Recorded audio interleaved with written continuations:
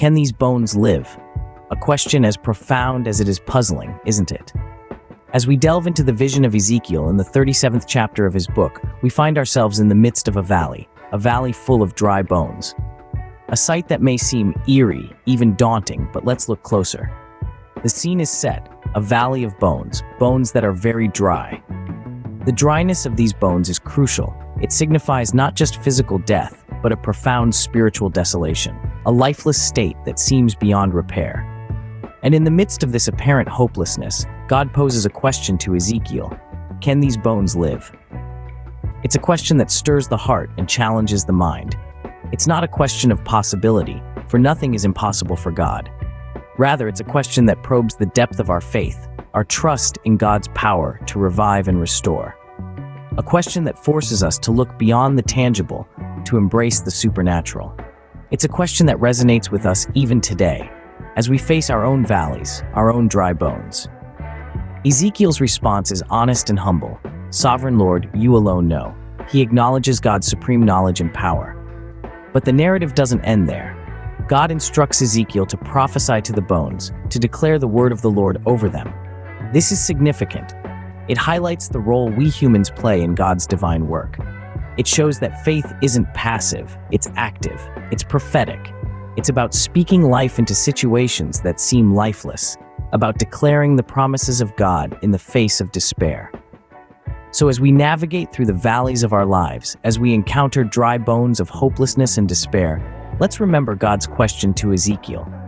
A question that isn't just about the dry bones in a valley, but about our faith in the God of the impossible, our trust in His power to revive and restore. In the face of life's dry and desolate valleys, the divine question echoes, challenging our faith and perspective. Can these bones live? Yes, they can, for nothing is impossible with God. Prophesy to these bones, a divine command that underscores the role of humanity in God's work. This command was given to Ezekiel, a prophet standing amidst a valley of dry bones, a sight that would surely stir despair in the hearts of many. Yet in this desolate scene, God's voice rings out, challenging Ezekiel to pronounce life over death, hope over despair. This is not a mere suggestion to Ezekiel. It is a command, a divine directive. But why? Why does God involve Ezekiel in this seemingly impossible task? The answer lies in understanding the role of a prophet. A prophet, in essence, is a mouthpiece of God, a conduit through which the divine communicates. In commanding Ezekiel to prophesy, God is demonstrating the significant role humans play in His grand design. As Ezekiel speaks God's word over the lifeless bones, a miraculous transformation unfolds.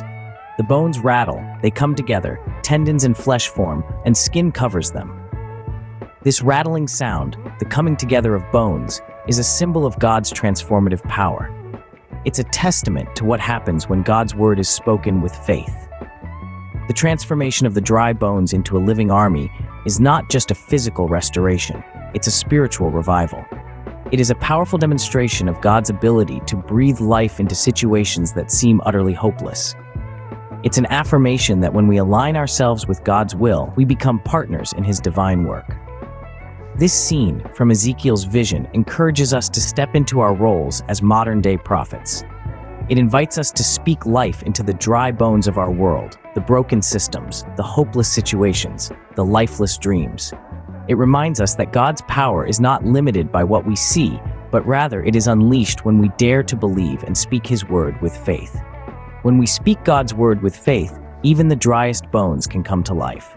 These bones are the people of Israel, a divine revelation that adds depth to this narrative.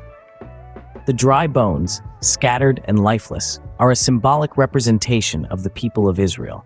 They stand for a community feeling spiritually parched, devoid of hope, and disconnected from their divine source of life. But this scene of despair is not the end of the story. It is merely the preface to a glorious revival. In the heart of this desolation, God makes a promise of revival. Just as the dry bones in the valley were made to rise and breathe, so too the people of Israel are assured of a spiritual resurrection. This assurance is not just about bringing life back to a physically dead body. It's about reviving the spirit, the faith, and the hope that seemed lost. The imagery of opening graves and bringing the people back to their land amplifies the magnitude of this promise. It's not about a mere return to a geographical homeland. It's about the resurrection of a community, a restoration of a covenant relationship with God, and a renewal of their identity as God's chosen people. This promise underscores the redemptive power of God. It's a testament to God's unwavering commitment to bring life out of death, hope out of despair, and wholeness out of fragmentation. The revival of the dry bones and the promise made to the people of Israel serve as powerful reminders for us today. They remind us that no matter how dire our circumstances, how dry our spiritual state, or how distant we feel from God, there is always a promise of revival. This promise is not a hollow assurance. It is backed by the power of the one who breathed life into the dry bones, who opened the graves, and who brought his people back to their land. It is a promise that extends beyond the physical. It renews hope, faith, and the spirit within us. This is the promise of revival, a promise that transforms dry bones into a living, breathing army, a promise that turns despair into hope, and a promise that brings life where there was once death. A valley of dry bones, a prophetic command, and a divine promise. What does this mean for us today?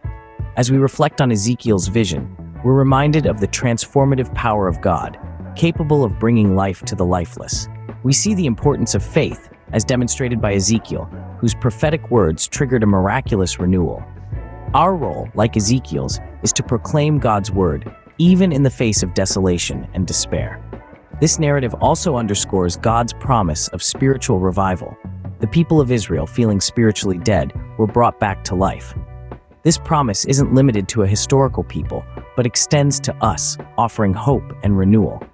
It's a testament to God's redemptive power, breathing new life into our spiritual being. In our dry valleys, may we remember Ezekiel's vision, proclaim God's word with faith, and anticipate the divine breath that brings revival.